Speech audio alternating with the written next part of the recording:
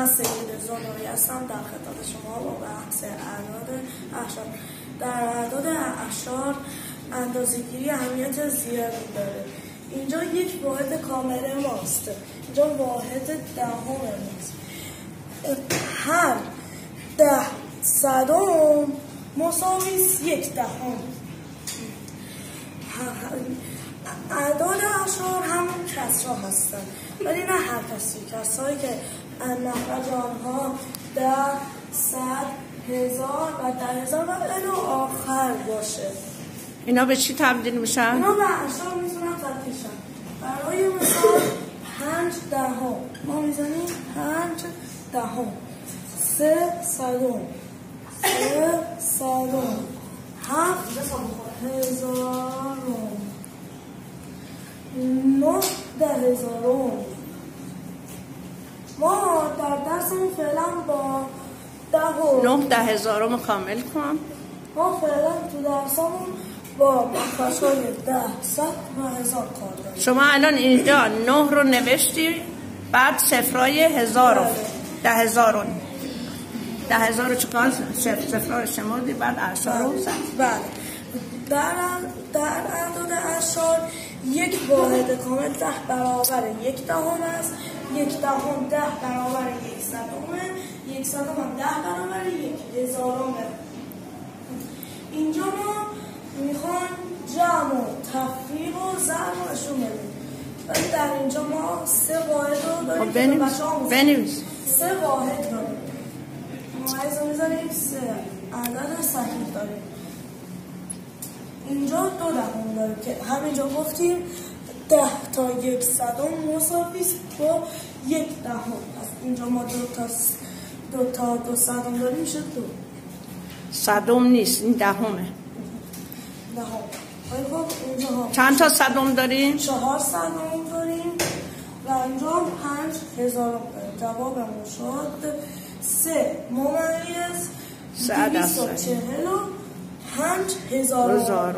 اینو میتونی تو جدول بذاری؟ بله. یه جدول این پایین بکشین. بله.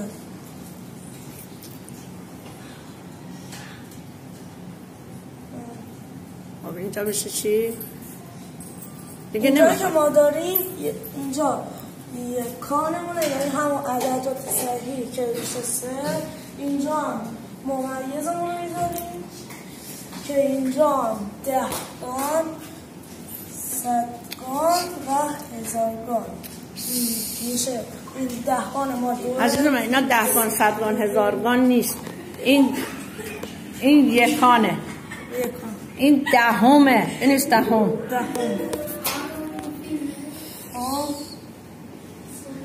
دهم صدم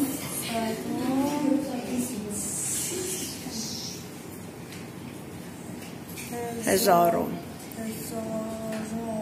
خب حالا جایگزین کن. ما داریم اینجا چند؟ 4 صدم و 5,000. این از جدول اعشاری ما. حالا ما می‌بینیم شما لطفاً خیلی خوب. تفریق. ما تو تفریق اعداد صحیح و اعداد صحیح 10 گان با 10 گان 100 گان با 100 گان ممیزمون رو می‌ذاریم. 3 منهای 4 ببخشید 2 منهای 1 منهای 2 میشه 1. 3 منهای 3 3 منهای 4 میشه 1. جوابم شد 1 ممیز 1 صدم. حالا میریم سراغ جمع هم همینطوره.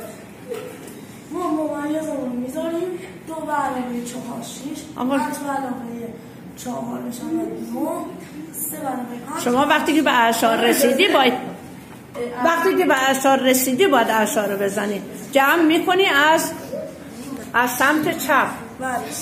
از سمت چپ یا راست؟ از سمت چپ.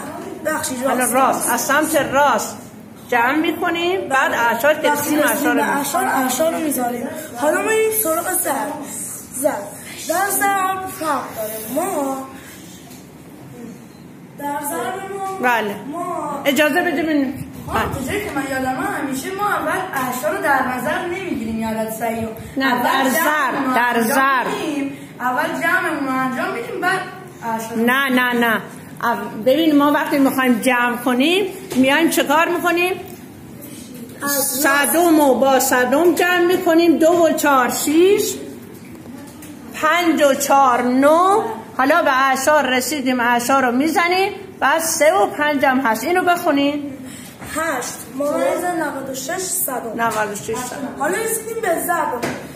ضرب اعداد اعشاری همون ضرب ساده ماست که میشه گفت الان 3 ممیز 31 یعنی اعشار رو در نظر نمیگیریم. اعشار رو در نظر نمیگیریم که میشه همون ضرب ساده ما. حالا ما 5 ضرب در یک میشه 5 حالا یه صفر میزنیم 4 1 4 تا 4 3 تا 12 تا. حالا ما اینجا چیکار میکنیم؟ آقا از سمت راست باید جمع کنیم.